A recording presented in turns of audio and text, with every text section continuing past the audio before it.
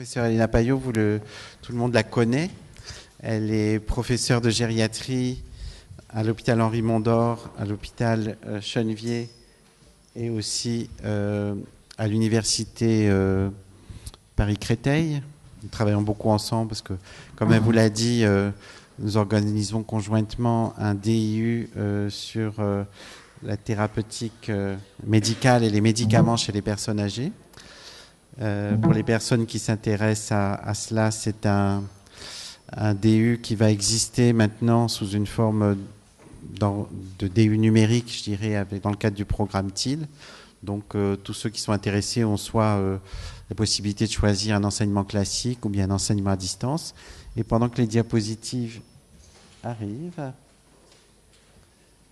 Elena va nous parler de la prévention des fractures chez les malades chuteurs.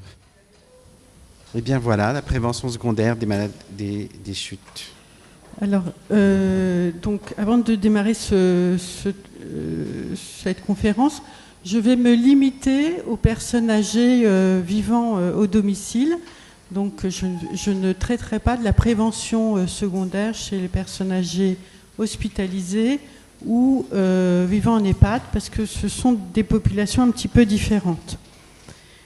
Donc je vous rappelle que près de 30% des sujets âgés de plus de 65 ans ont fait au moins une chute au cours de l'année, que 10 à 25% des chutes répétées induisent un surrisque de perte d'autonomie, que ces chutes répétées sont un marqueur de fragilité chez les sujets âgés et que la chute au domicile représente 78% des chutes. Donc cette prévention, elle s'effectue en 3 étapes. La première étape qui vous a été traitée au tout début de cette matinée, c'est de corriger les pathologies responsables de la chute, donc ce qu'on appelle les facteurs précipitants. La deuxième étape est de limiter et corriger les facteurs prédisposants, ceux qu'on peut corriger. Et la troisième étape, c'est de corriger les facteurs de gravité. Et d'emblée, la complexité donc des études scientifiques que l'on a des résultats différents suivant que c'est des chuteurs au domicile qui chutent au domicile et qui concernent souvent des personnes âgées fragiles, moins actives et déjà en perte d'autonomie, par rapport à des chuteurs sur la voie publique qui sont en général des sujets plus robustes. Donc on va voir qu'il y a parfois des actions qui sont efficaces uniquement sur un type de population et pas l'autre. Donc la première étape, je ne vais pas m'attarder puisqu'elle a été traitée au tout début de cette conférence, et donc c'est corriger les pathologies responsables de la chute. Donc ça veut dire, vous avez bien vu, une évaluation complète qui prend du temps. Vous avez des maladies aiguës qui sont responsables de la chute, c'est les facteurs précipitants, mais il y a aussi des maladies chroniques qui favorisent ces chutes, la maladie de Parkinson, la maladie diabétique, tout ce qui est arthrose des membres inférieurs. Souvent, le bilan ostéo-articulaire est mal fait et souvent, on passe à côté d'une inarthrose du genou. Et une hydarthrose du genou, ça donne une instabilité du genou, le genou est instable, et donc ça peut être un facteur de chute. Donc il faut rechercher un épanchement au niveau du genou et le ponctionner. Donc tous ces facteurs, il faut les rechercher et les prendre en charge. La deuxième étape, c'est corriger les facteurs prédisposants. Et donc la conférence d'HAS les a répertoriés. Donc il y a des facteurs que l'on peut essayer de corriger, d'autres pas. Et nous allons voir donc justement quelles sont les actions qui ont démontré leur efficacité au niveau scientifique. Alors sécuriser l'environnement. Alors sécuriser l'environnement au niveau du domicile. Les facteurs à prendre en compte sont l'habillement, le mobilier, l'obstacle, et répertorier les conditions locales dangereuses inadaptées. Alors, les études que l'on a à disposition ont une méthodologie très précise. Elle consiste d'une part à faire une évaluation complète avec une checklist, et je vous ai mis les 2 noms de checklist qu'on utilise le plus souvent, avec des recommandations adaptées en fonction de des anomalies répertoriées dans la checklist, avec une aide personnelle et financière pour aider ces modifications. Et si on fait l'ensemble de ce process, on a alors une amélioration et une diminution de la fréquence des chutes. Là encore, pas des chuteurs, mais de la fréquence des chutes.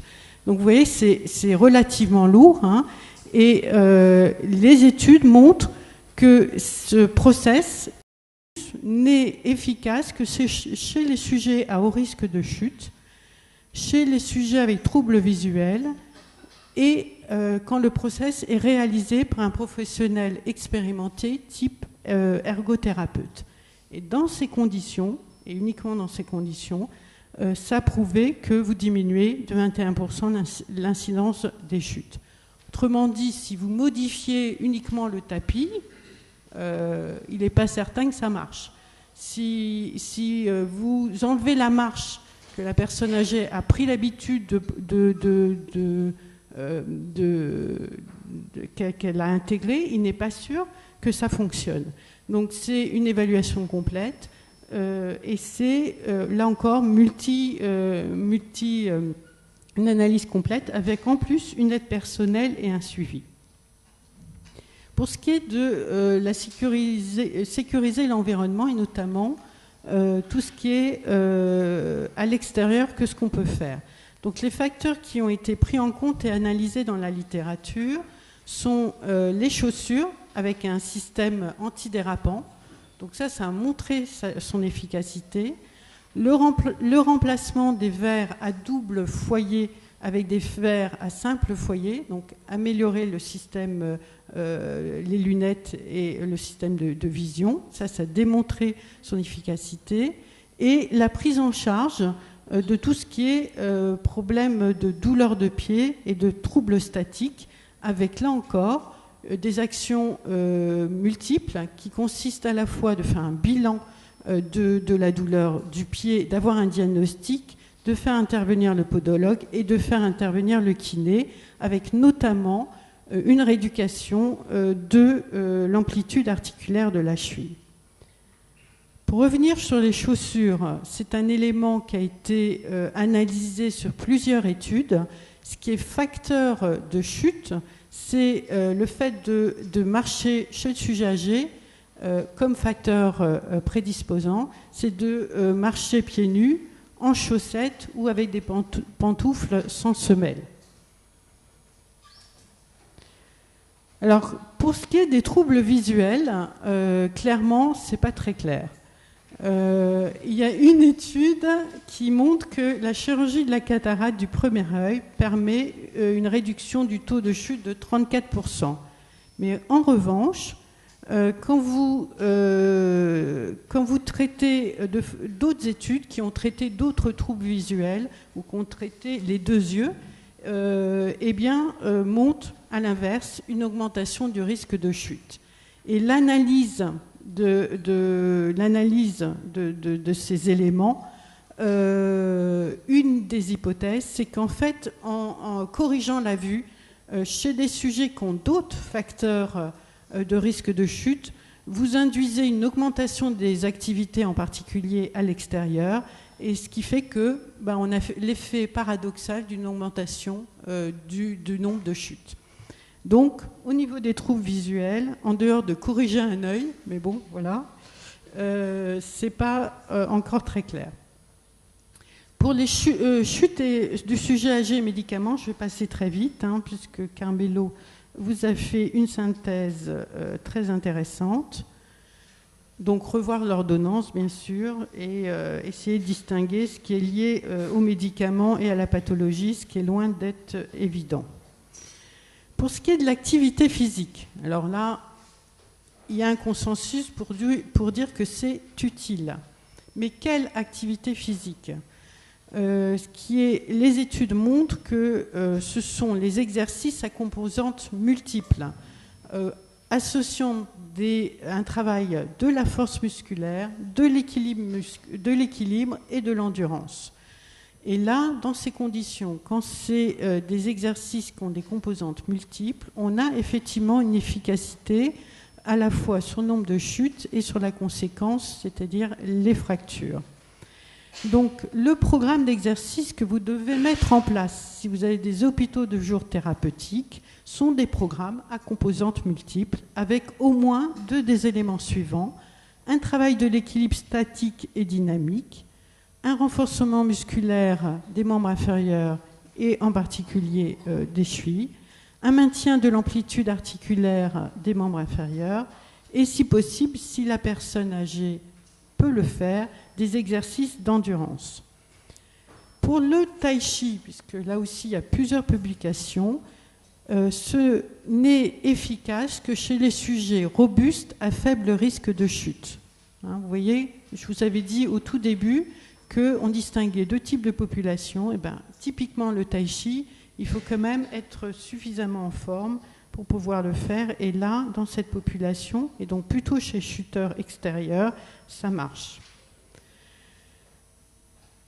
Cette activité physique, ce qui a démontré le plus efficace, c'est les séances de kiné associées à des exercices d'auto-rééducation.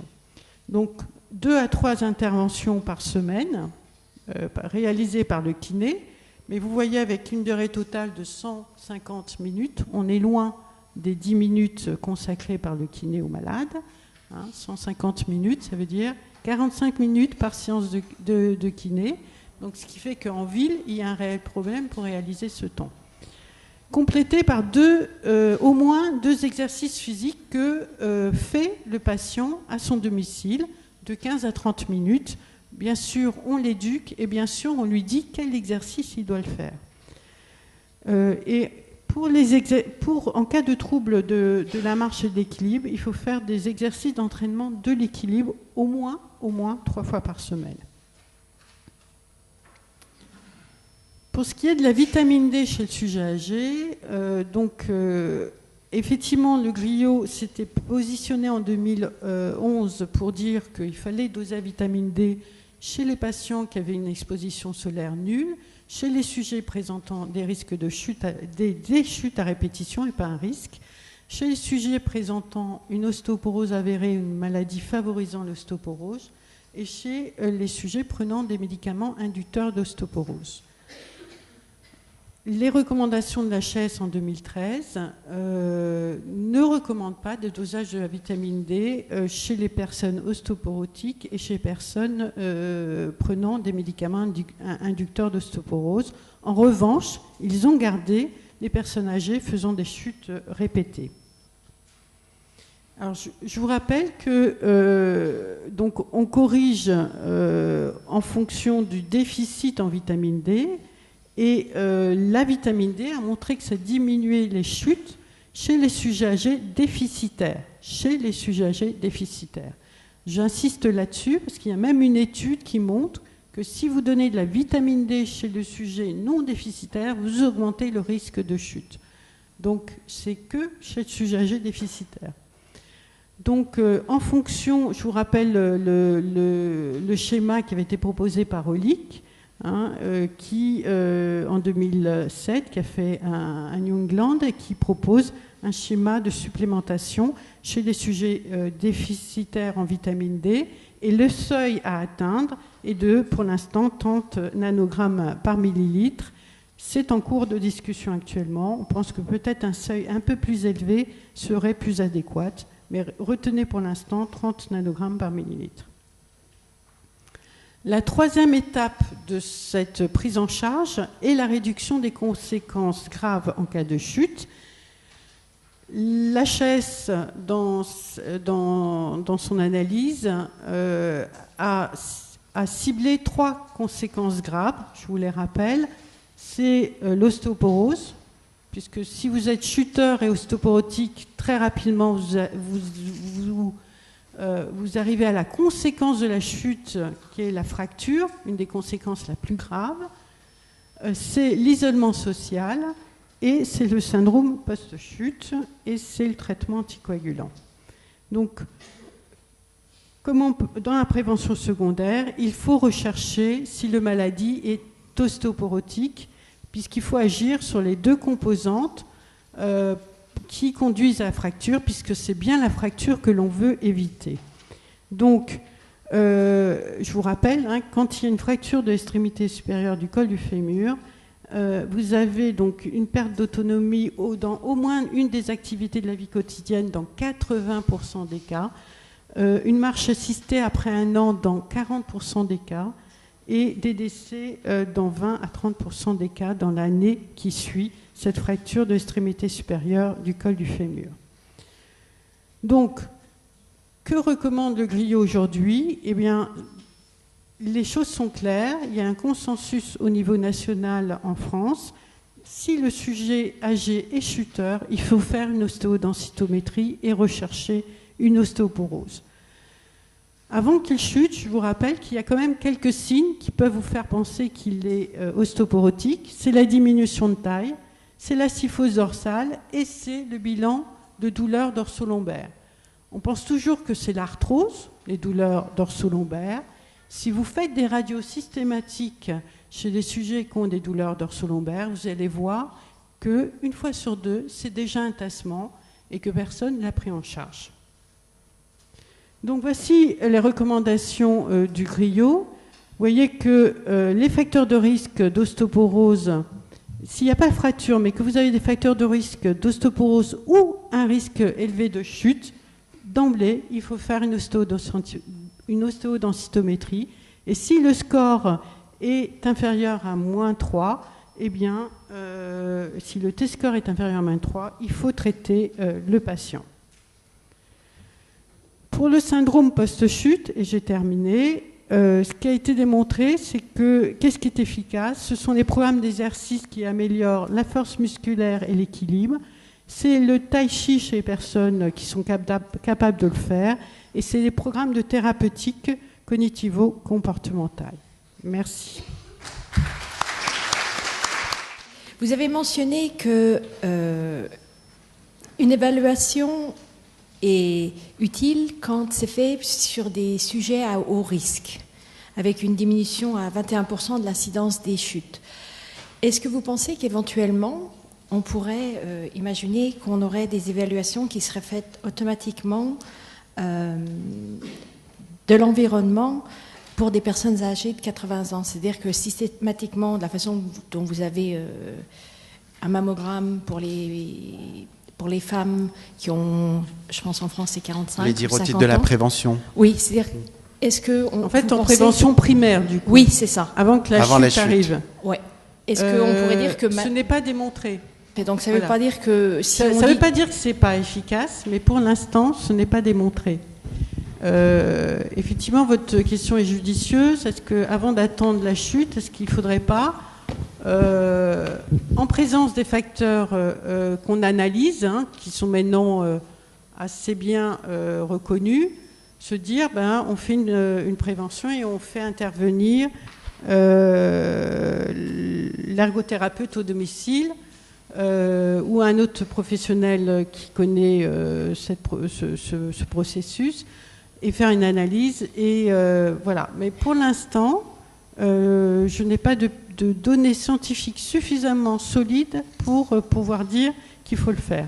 Joël, je ne sais pas si tu as des données. Non, on est tout à fait d'accord. De toute façon, c'est difficile de montrer des actions de prévention sur ce qu'on appelle la prévention primaire avant que l'événement arrive. Il faut faire des études très compliquées et c'est sûr que c'est très coûteux. Voilà. Aujourd'hui, ces études n'existent pas. Voilà. Mais à mon avis, le bon sens voudrait que, oui, c'est certainement mieux d'avoir un domicile, je dirais, plus sûr que plein d'obstacles. Maintenant, après, on sait que c'est difficile et coûteux, par exemple, d'envoyer un ergothérapeute chez chaque personne de plus de 80 ans. On n'y arriverait pas. Donc effectivement, la question, c'est chez les déficitaires en vitamine D, le fait de corriger le déficit a démontré que ça diminuait le nombre de chutes. En revanche, il y a une étude qui démontre qu'effectivement, chez les non-déficitaires, ça a augmenté le nombre de chutes, l'inverse. Et qu'est-ce que votre question, c'était comment faire? Voilà. Donc, je crois que monsieur comprend pas, comprend pas pourquoi on a ce type de résultat. Alors, quel est le mécanisme? J'en sais rien. Oui, oui, des fois, il y a des études qui sont un peu mystérieuses. Voilà, il faut faire avec. Voilà. Mais ça repositionne le problème du dosage. Hein. Ça repositionne le problème du dosage, et de deux, et c'est pour ça que je pense qu'ils n'ont pas retiré sur les chuteurs répétés dans les recommandations actuelles. Mais sachez que, quand même, sur les populations en EHPAD, toutes les analyses, les études disponibles montrent qu'ils sont quasiment tous déficitaires. Hein. Donc, si votre crainte est que vous travaillez en EHPAD et de dire moi je dose pas et je supplémente, vous avez raison, car ils sont quasiment tous déficitaires. Et c'est vrai aussi, c'est ceux qui sont fracturés du col et qui sont en rééducation SSR. Si vous faites une analyse fine de l'incidence du déficit, eh bien, ils sont tous déficitaires. J'avais juste une petite question assez pratique, c'est-à-dire quand on a une personne qui a des chutes répétées, bon, ça semble très logique, maintenant c'est de plus en plus admis qu'on puisse faire une ostéodensitométrie, parce qu'il y a quand même un risque de fracture majeure. Oui. Alors, est-ce que la personne sera remboursée de cet examen dans l'état actuel des choses? Alors, redis-moi le contexte. Elle est... Par exemple, vous parliez tout à l'heure d'une dame de 80 ans qui a fait 2 chutes dans l'année. Oui, elle s'est remboursée. Pourquoi? Parce qu'elle est âgée, c'est un facteur de risque. C'est une femme, si c'est une femme, c'est un deuxième facteur de risque. Et si elle est chuteuse, vous l'argumentez déjà avec ces 2 facteurs de risque. Et j'ai jamais eu de problème de prise en charge. Parce qu'en fait, les chutes répétées ne sont pas entrées dans la liste des facteurs justifiant le remboursement. Non, pas encore. Mais si tu regardes tous les facteurs prédisposants, tu as la polypathologie, le sujet âgé, le fait d'être une femme, d'avoir des troubles visuels, d'avoir... donc, je veux dire, nos malades sont ceux-là. Voilà. La masse musculaire. Alors, je répète la question. Est-ce qu'il y a des facteurs nutritionnels qui peuvent changer la masse musculaire? Je crois qu'il faudrait qu'on fasse un congrès entier sur ce sujet. C'est une question véritablement complexe. Il y a des acides aminés spécifiques. Il y a toute une recherche dessus autour de la citrulline. D'accord? Mais là, effectivement, j'en ai pour 1 heure. Donc c'est autour de certains acides aminés, oui. Maintenant, il y a des études aussi sur les protéines. Un régime protéique adapté, non déficitaire, et vous savez que les sujets âgés sont souvent en déficit de protéines, améliore l'os également. Bien, merci beaucoup.